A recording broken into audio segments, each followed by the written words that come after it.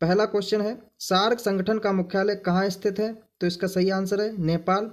यह नेपाल के काठमांडू में स्थित है। इसकी स्थापना 1985 को हुई थी और इसकी स्थापना करने का मुख्य उद्देश्य दक्षिण एशिया में रहने वाले लोगों के जीवन की गुणवत्ता में सुधार लाना और कल्याण को बढ़ावा देना था। स्थापना के समय इसके 7 सदस्य देश थे, जबकि वर्तमान में 8 सदस्य देश हैं। इसमें 2007 में अफगानिस्तान को जोड़ा गया था। आइए इनको देखते हैं कौन कौन सी कंट्री है हमारी इसमें।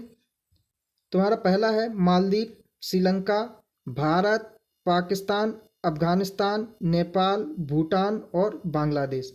इसको अगर हम इसी तरह से सीक्वेंस में याद करने की कोशिश करेंगे तो बहुत ही आसानी से याद हो जाएंगे।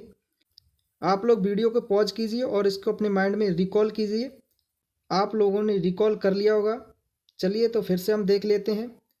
मालदीव, श्रीलंका, भारत, पाकिस्तान, अफगानिस्तान, नेपाल, भूटान और बांग्लादेश। ये 7-8 कंट्री हैं जो कि सार्क संगठन में सम्मिलित हैं। 2007 में अफगानिस्तान को इसमें जोड़ा गया था। अगला क्वेश्चन है, नेक्स्ट देखते हैं। भूमध्य सागर और लाल सागर को किस नहर से जोड़ा जाता है? तो इसका सही आंसर है सुएज नहर। सुएज नहर मिस्र में स्थित है। चलिए मैप में देखते हैं इसको।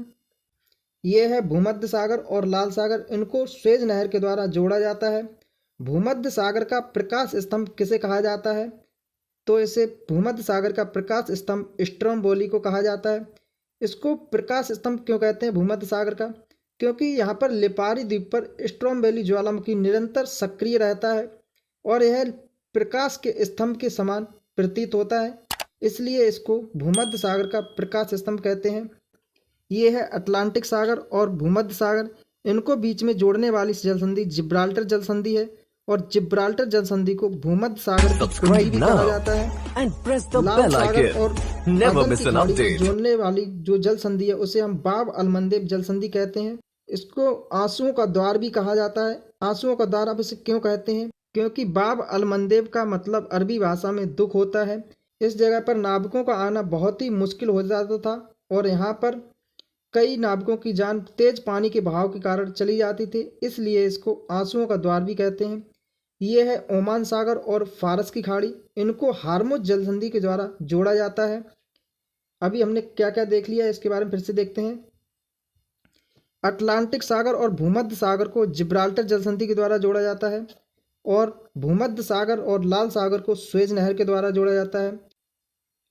भूमध्य सागर और लाल सागर को बाब अलमंदेब जल संधि के द्वारा जोड़ा जाता है।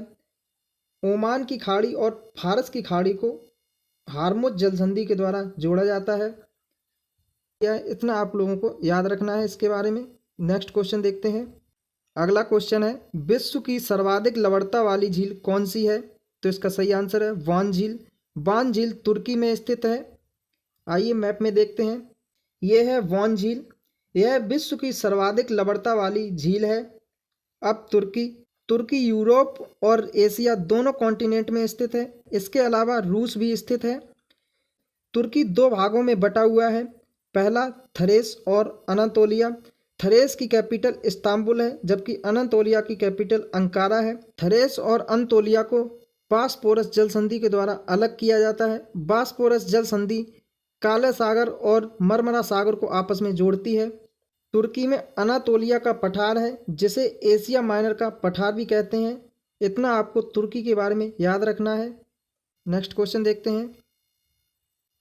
कैस्पियन सागर की सीमा कितने देशों के साथ लगती है? तो इसका सही आंसर है 5 देशों के साथ कैस्पियन सागर की सीमा लगती है। वह देश हैं कजाकिस्तान, तुर्कमेनिस्तान, ईरान, अजरबैजान और रूस। आइए इनको मैप में देखते हैं।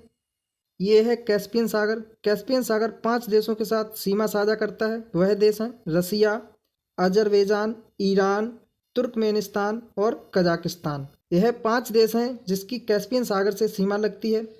कैस्पियन सागर के तट पर अजरबैजान की कैपिटल बाकू स्थित है, इसलिए यह इम्पोर्टेंट बन जाता है। अब कजाकिस्तान दुनिया का सबसे बड़ा लैंडलॉक कंट्री है।